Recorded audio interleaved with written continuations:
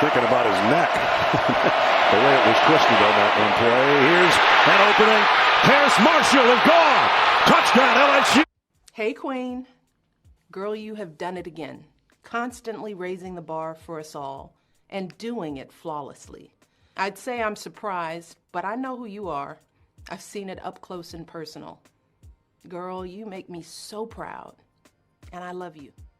Sweet Atlanta street, back on the greenback hunt. One for the money and two for the loot. Hello everybody, my name is Nicholas James Amston and welcome back to Fat Kid Football Network.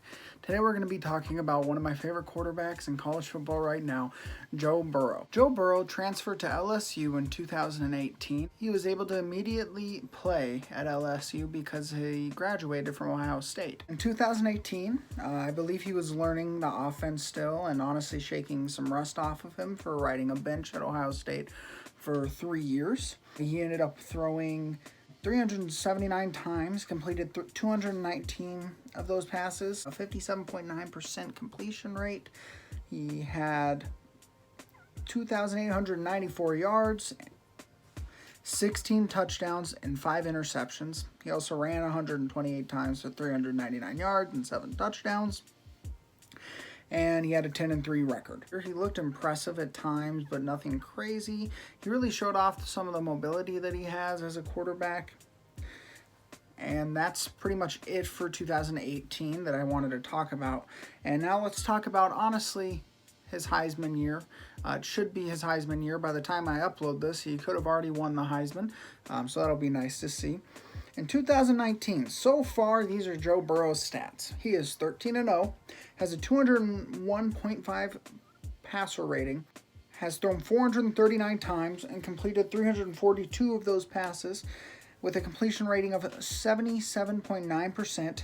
He's thrown 48 touchdowns, 6 interceptions, and has at this point thrown for over 4,000 yards. He's also ran 96 times, 289 yards, and 3 touchdowns. Cap and review for Joe Burrow this last year. Burrow dominated out of the gates with 5 touchdowns against Georgia Southern. That was an obvious win, and people wanted probably something that seemed more real, so more substantial. And I remember the talk when they were going to play Texas the next week about if he could do it. He beat Georgia Southern throwing 5 touchdowns, but Texas was a 9-ranked team in the country, and Georgia Southern is Georgia Southern. Well, he did just that. He proved himself. He ended up going in there and got the second place spot for passing yards with 471 and also threw 4 touchdowns. Joe continued to dominate in the next couple of weeks. He's the first LSU quarterback to throw for 350 yards in 3 weeks consecutively. He was the first LSU quarterback to throw over 300 yards for 4 straight weeks. He broke the touchdown record week 7. He threw 8 games for 300 yards, and he had a very convincing win over powerhouse Alabama, a team that LSU has had struggles with these last couple of years. He came in there and dominated. He threw 46 times, completed 41 passes for 389 yards and 3 touchdowns. And he broke LSU's passing record the next week against Ole Miss and threw for 489 yards. And he passed in single-season yards a week later against Texas A&M in a 50-7 blowout. And then, to finish off the season so far before the playoffs, Joe Burrow embarrassed Georgia in the SEC championship game in a 37-10 win, throwing for 4 touchdowns. He's definitely going to win a lot of awards. He is going to win the Heisman. If he doesn't, that would be insane if he doesn't. There's a lot of talented football players, but Joe Burrow is the best football player in college football currently. I think Joe Burrow is also going to be the first overall pick. Hopefully he doesn't turn into another Jamarcus Russell, but I really can't see Joe Burrow doing that. He seems like a well put together guy, a good kid in general.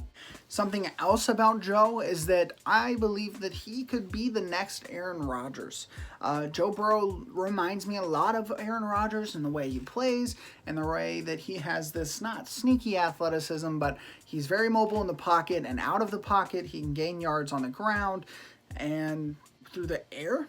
He also has an ability to stay up in the pocket, kind of like Big Ben.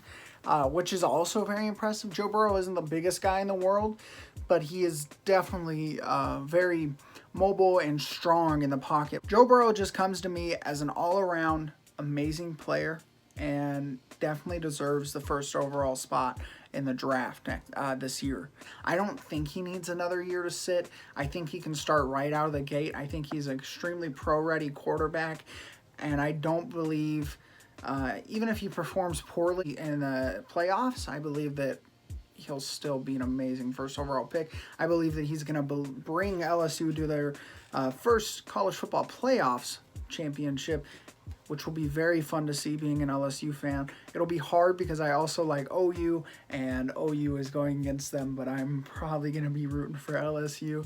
LSU is one of my favorite teams, if not my favorite team, and it'll be very fun to see. All right, everybody, that's going to be it for today. I want to know what your opinions and thoughts were. Please leave them down in the comments. If you liked this video, please like it. And if you want to see more from me, please subscribe. I would really appreciate it. I'm trying to bring this thing off the ground and do great things. If you want me to talk about something, please comment that as well. I hope you have a wonderful day. And if you love your cat, slap her a little bit on the butt very softly and tell her she's beautiful. Bye-bye. Sweet Atlanta streets, back on the greenback hunt. One for the money and two for the loot. You want to run with Boo's best Best of the sky, please tell us why you had to